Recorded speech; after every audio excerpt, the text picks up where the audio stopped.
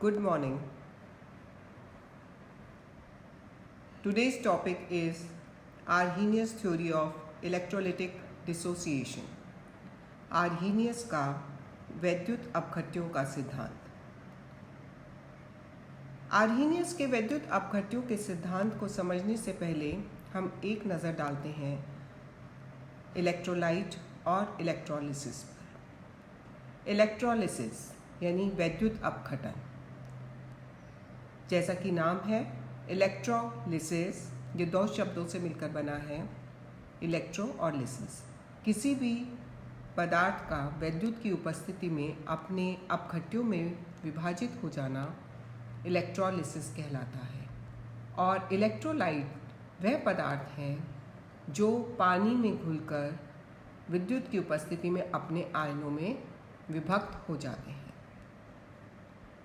Arrhenius ने electrolysis और electrolyte की परिकल्पना को समझाने के लिए, उनके व्यवहार को समझाने के लिए एक सिद्धांत दिया जिसे आज की मॉडर्न थ्योरी ऑफ इलेक्ट्रोलाइट्स का एक फाउंडेशन माना जाता है।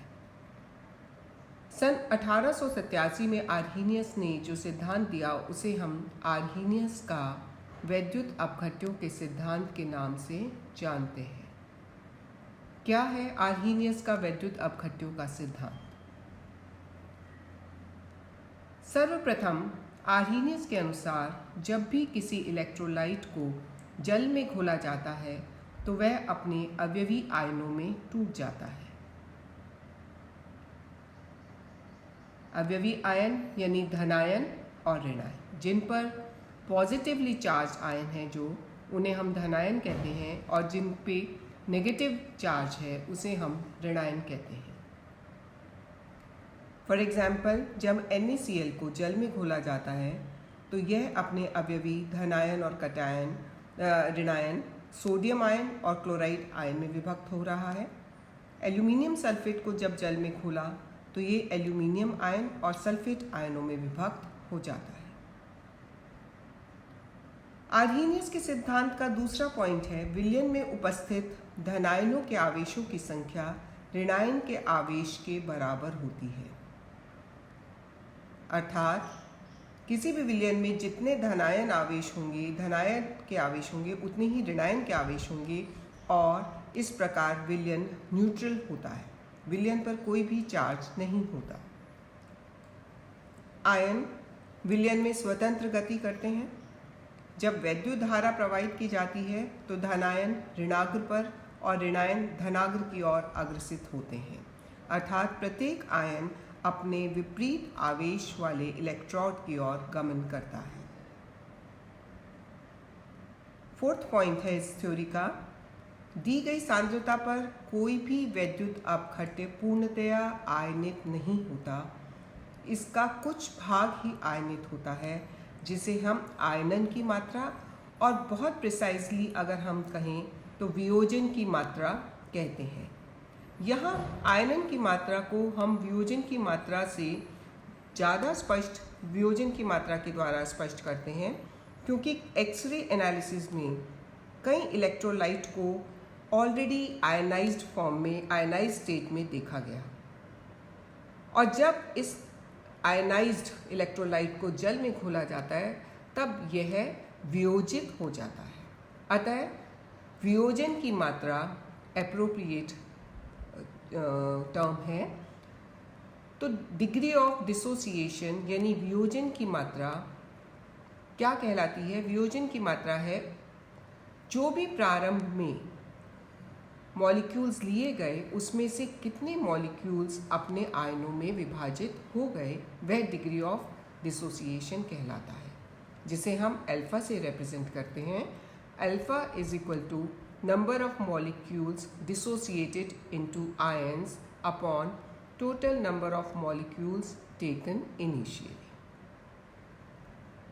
आर्हीनियस के सिद्धांत का नेक्स्ट बिंदु है आयनित व अनआयनित वैद्युत अपघट्यों में एक साम्य स्थापित होता है। अर्थात वियोजित होकर जब यह अपने अवयवी आयनों में विभक्त होता है और यह अवयवी आयन पुनः संयोग करके इलेक्ट्रोलाइट का निर्माण करते हैं। जब तक कि इनके अंदर एक साम्य स्थापित नहीं होता, जिसे हम आयनिक साम्य कहते हैं। अंतिम बिंदु है विलयन के गुण उसमें उपस्थित आयनों के द्वारा उत्पन्न होते हैं, अर्थात किसी भी विलयन में जो भी गुण हैं वो उसके अंदर उसके अवयवी आयनों के कारण ही होते हैं। जैसे HCl जल में घुलकर H आयन देता है और इसलिए वो अम्लीय प्रकृति दर्शाता है।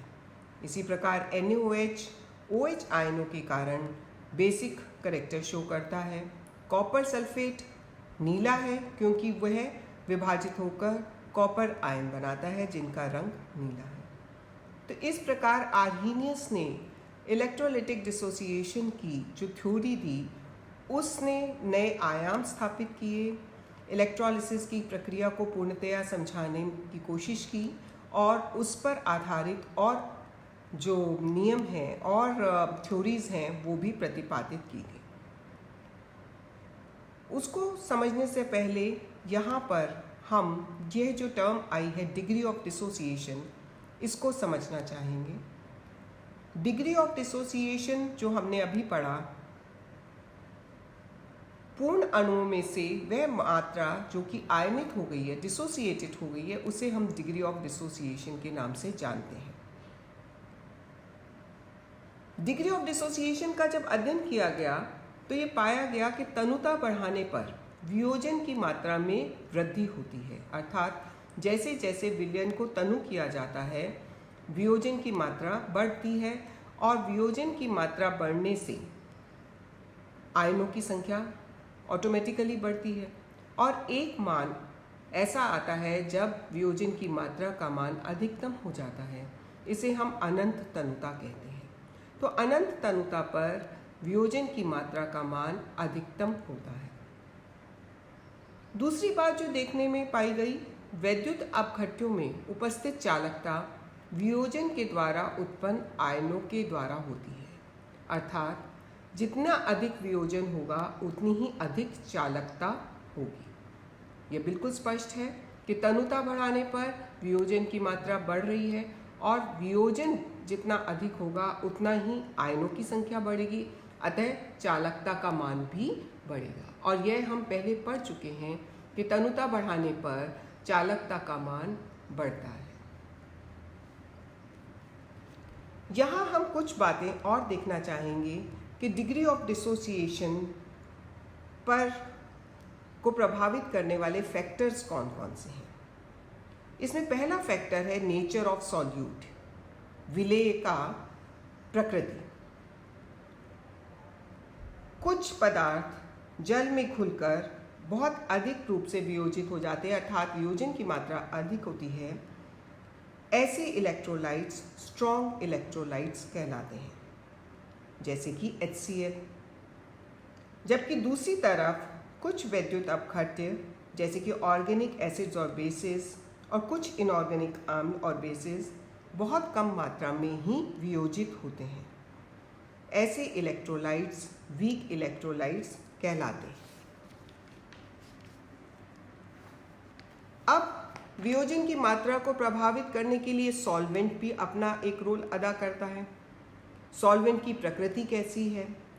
सॉल्वेंट की प्रकृति निर्भर करती है डाइइलेक्ट्रिक कांस्टेंट पे, यानी परावैद्युत स्थिरांक पे। जिस विलयन का या जिस विलायक का डाइइलेक्ट्रिक कांस्टेंट ज़्यादा होता है वह वियोजन की मात्रा में वृद्धि करता है। अतः पानी का क्योंकि डाइइलेक्ट्रिक कांस्टेंट ज़्यादा है तो एक इलेक्ट्रोलाइट का डिसोसिएशन किसी अन्य विलायक की तुलना में जल में अधिक होता है। इसी प्रकार सांद्रता भी डिग्री ऑफ डिसोसिएशन को प्रभावित करती है। जैसे जैसे हम तनुता बढ़ा रहे हैं, अभी हमने देखा, वैसे वैसे ही वियोजन की मात्रा भी बढ़ती जाती है। एक फैक्टर होता है प्रेजेंस ऑफ कॉमन आयन।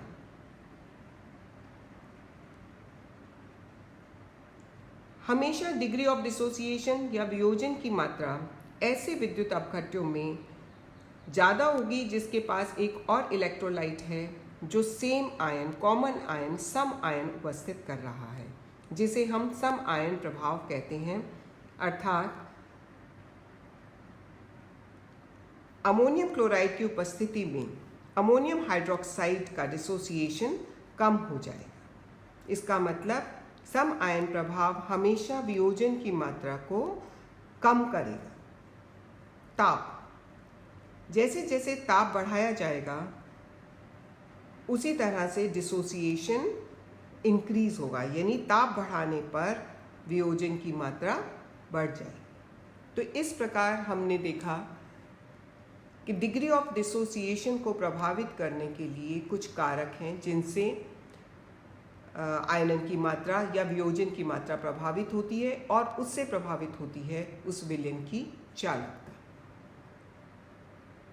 इसके आगे हम पढ़ेंगे स्ट्रॉन्ग इलेक्ट्रोलाइट और वीक इलेक्ट्रोलाइट का बिहेवियर, वो हम नेक्स्ट लेक्चर में इसका अध्ययन करेंगे। Thank you.